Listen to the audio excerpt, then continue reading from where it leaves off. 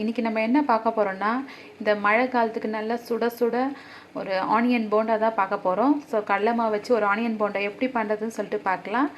So வாங்க. இது வரைக்கும் நீங்கள் வந்து நம்ம சேனலை இன்னும் சப்ஸ்கிரைப் பண்ணாதிருந்தால் சப்ஸ்கிரைப் பண்ணுங்கள். பக்கத்தில் இருக்கிற பெல் ஐக்கானை கிளிக் பண்ணுங்கள். அப்போ தான் நான் போடுற வீடியோஸ் உங்களுக்கு நோட்டிஃபிகேஷனாக வரும். ஸோ வாங்க ஃப்ரெண்ட்ஸ், வீடியோக்குள்ளே போகலாம். ஸோ பாருங்கள் ஃப்ரெண்ட்ஸ், நான் கடலை மாவு வந்து 2 கப் எடுத்து வச்சுருக்கேன். ஸோ இதில் தான் நான் வந்து கடலை மாவு வந்து 2 கப்பு எடுத்தேன் நான். ஸோ இதில் வந்து 2 கப்பு போட்டிருக்கேன்.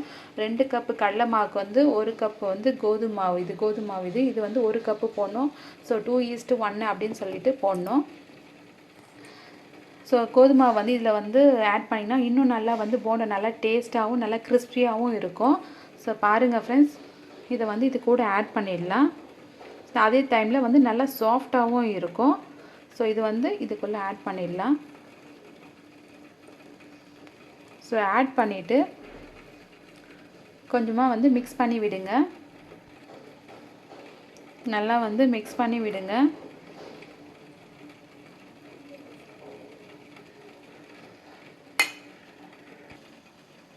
பாருங்கள், நல்லா மிக்ஸ் பண்ணி விட்டாச்சு. ஸோ இதில் வந்து தேவையான அளவுக்கு உப்பு போட்டுக்கலாம். ஸோ பாருங்கள், இவ்வளோ அளவுக்கு உப்பு போடுறாங்க. ஸோ அப்புறம் வந்து தேவையான அளவுக்கு மஞ்சள்தூள் போட்டுக்கலாம். 1/2 டீஸ்பூன் அளவுக்கு மஞ்சள்தூள் போட்டுக்குங்க. அப்புறமா வந்து கொஞ்சமாக வந்து மிளகாத்தூள் போட்டுக்கலாம். பாருங்கள், மிளகாத்தூள் வந்து இவ்வளோ போட்டுக்குங்க. ஒரு 1/2 டேபிள் ஸ்பூன் அளவுக்கு போட்டுக்குங்க. ஸோ எல்லாம் போட்டுட்டு நல்லா வந்து ஸ்பூன் வச்சு நல்லா மிக்ஸ் பண்ணுங்கள். மிளகாத்தூள் போட்டாச்சு. ஸோ வந்து இப்போ இதில் வந்து தேவையான அளவுக்கு சோட்டா மாவு போட்டுக்குங்க. இதை பாருங்கள், 1/4 டீஸ்பூன் வந்து சோட்டா மாவு போடுங்க. அப்புறமா வந்து கொஞ்சமாக வந்து பெருங்காயத்தூள் போட்டுக்குங்க. பாருங்கள், அவ்வளோ பெருங்காயத்தூள் போட்டுக்குங்க. ஸோ இது எல்லாம் போட்டு நல்லா ஃபஸ்ட்டு மிக்ஸ் பண்ணிக்கோங்க. பாருங்கள், கை போட்டு வந்து நல்லா மிக்ஸ் பண்ணிக்கோங்க. ஸோ இதெல்லாம் நல்லா மிக்ஸ் ஆகட்டும். பாருங்கள், எல்லாம் மிக்ஸ் பண்ணியாச்சு. ஸோ இதில் வந்து இதை பாருங்கள், நான் வந்து ஒரு 2 வெங்காயம், பெரிய வெங்காயம் 2 வெங்காயம் எடுத்து குட்டி குட்டியாக இது மாதிரி வந்து நறுக்கி வச்சுருக்கேன். ஸோ அதுக்கப்புறம் வந்து ஒரு 3 பச்சை மிளகாய் எடுத்து பாருங்கள், குட்டி குட்டியாக இது மாதிரி பீஸ் பண்ணி வச்சுருக்கேன். அதுக்கப்புறம் வந்து கொஞ்சமாக வந்து கறிவேப்பிலை எடுத்துக்கோங்க. ஸோ இது எல்லாம் வந்து இது கூட வந்து மிக்ஸ் பண்ணிவிட்டு இதில் போட்டு நல்லா மிக்ஸ் பண்ணிடலாம். ஸோ தேவையான அளவுக்கு தண்ணி ஊற்றி கொஞ்சம் கொஞ்சமாக மிக்ஸ் பண்ணிக்கோங்க. ஸோ கொஞ்சம் போண்டா பழத்துக்கு நீங்கள் மிக்ஸ் பண்ணிக்கோங்க. ஸோ இது மிக்ஸ் பண்ணிவிட்டு நான் காமிக்கிறேன். கறிவேப்பிலை போட்டு எல்லாம் மிக்ஸ் பண்ணியாச்சு. இதில் வந்து கொஞ்சம் கொஞ்சமாக தண்ணி ஊற்றி ஆட் பண்ணிகிட்டே வாங்க. ஸோ கொஞ்சம் கொஞ்சமாக தண்ணி ஊற்றி பேசிங்க. ரொம்ப தண்ணி ஊற்றிட்டிங்கன்னா ரொம்ப வந்து மாவு தண்ணியாக போயிடும். ஸோ கொஞ்சம் கொஞ்சமாக தண்ணி ஊற்றி பிசைஞ்சிட்டே வாங்க போண்டா பதத்துக்கு. பாருங்கள், நல்லா வந்து தண்ணி ஊற்றி பிசைஞ்சாச்சு. ஸோ வந்து இந்த பதம் வரணும். இப்படி போட்டால் வந்து நல்லா எண்ணெயில் இந்த பதம் வரணும், நல்லா திக்காக.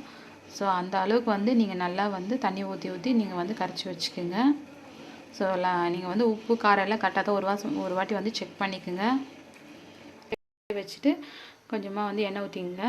ஸோ எவ்வளோ பொரிக்கிறதுக்கு தேவையோ அவ்வளோ ஊற்றிங்க. ஸோ எண்ணெய் காயட்டும். எண்ணெய் காஞ்சிடுச்சு. ஸோ பாருங்கள், போண்டா வந்து இப்படி போடுங்க. பாருங்கள், கையில் இப்படி எடுத்துகிட்டு இப்படி போடுங்க.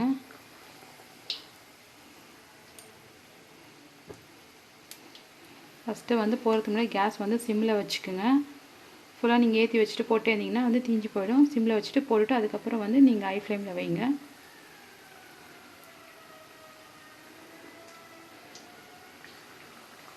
கொஞ்சம் கொஞ்சமாக போட்டுக்குங்க.